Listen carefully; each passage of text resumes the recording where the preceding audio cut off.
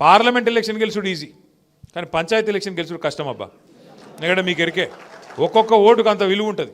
ఇక ఒక్కొక్క మనిషిని పట్టుకోవాలి, బతిమలాడాలి, దండం పెట్టాలి, అయ్యా అప్ప అనాలి. మీరు వాగ్దానాలు ఇచ్చింటారు, మీరు చాలా మాటలు చెప్పింటారు, నేను ఇది చేస్తా అది చేస్తా అని. కాబట్టి నాకు తెలుసు మీకు కష్టం. అందుకే మీకు ఇచ్చే మాట ఒకటే, ఈ 2 ఏళ్ళు కొంత కష్టం ఉంటుంది మనకు. ఎందుకంటే వీళ్ళ దగ్గర పైసలు లేవు, వాళ్ళు పైసలు ఉన్నాయని ఢిల్లీకి పంపుట్లోనే బిజీగా ఉన్నారు వీళ్ళంతా.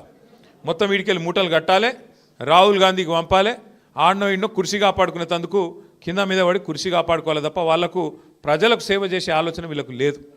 చూడండి, మీరు ఆలోచన చేయండి. ఎందుకంటే ఈ 2 ఏళ్లలో ఎంతమందిని ఎన్ని రకాలుగా మోసం చేసినారో శ్రీనివాస్ యాదవ్ గారు వివరంగా చెప్పినారు. ఎస్సీలను మోసం చేసినారు, ఎస్టీలను మోసం, బీసీలను మోసం, రైతులను మోసం, మహిళలకు మోసం, యువతకు మోసం, విద్యార్థులకు మోసం. వీళ్ళ చేతిలో మోసపోని వాళ్ళు ఎవరు లేరు. ఏమైనా ఏం చేసినారు రాయి అంటే ఫ్రీ బస్ ఒకటి చెప్తారు. అది ఫ్రీ బస్ ఎట్లయితుందో నాకైతే ఇంతవరకు అర్థం కాలే. మీకు వాళ్ళకని అర్థమైతే నాకు చెప్పురు జర. మహిళలకు ఫ్రీ అంట, కానీ వాళ్ళు ఎంబడి ఉండే మగవాళ్ళకు డబుల్ టికెట్ అంట. ఇక అది ఫ్రీ ఎట్లయితుంది? మళ్ళీ వాళ్ళ ఇంట్లో ఉండే పిల్లలకు 25% బస్ పాసులు పెంచిరు. ఇక అది ఎట్లా ఫ్రీ అవుతుంది చెప్పు, నాకు అర్థం కాదు. ఇక మళ్ళీ ఫ్రీ బస్సు అని ఉదరగొట్టుడు. మొత్తం అందరూ మోసపోయి బాధపడుతున్నారు. గ్రామాలలో రైతులైతే కోపం మీద ఉన్నారు. మీకు తెలుసు నాకంటే బాగా, రుణమాఫీ కాలే, రైతు బంధు రాదు, ఇదివరకు కరెక్ట్గా వచ్చే కరెంట్ ఇప్పుడు కరెక్ట్గా వస్తలేదు, యూరియా ఆఖరికి యూరియా అన్న కరెక్ట్గా ఇచ్చే ముఖం ఉన్నది రైతులకు. యూరియా కోసం ఇలా యుద్ధాలు చేయాల్సిన పరిస్థితి పాపం రైతులకు ఇలా ప్రతి గ్రామంలో ఉన్నది.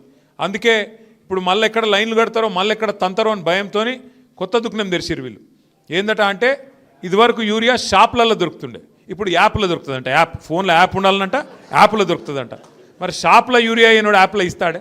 నాకు తెలియకడతా, ఆడు ఉంటేనే కదా ఇది ఇచ్చేది. ఇక గట్లున్నది ఇలా కథ. ఎందుకంటే లైన్లు కనబడద్దు, దాచిపెట్టాలి. ఎన్ని రోజులు దాస్తావు? 10 ఏళ్ళు మరి కేసీఆర్ ప్రభుత్వంలో ఎందుకు లైన్లు లేకుండే?